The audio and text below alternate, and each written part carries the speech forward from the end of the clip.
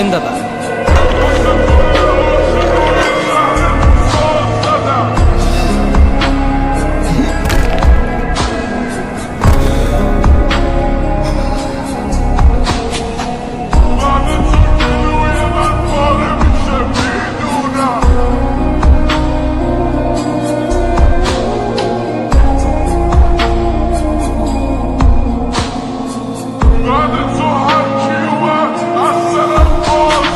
জাতি, বিভেদ, বর্ণ, গোত্র মানুষ আজও ছাড়তে পারে নাই।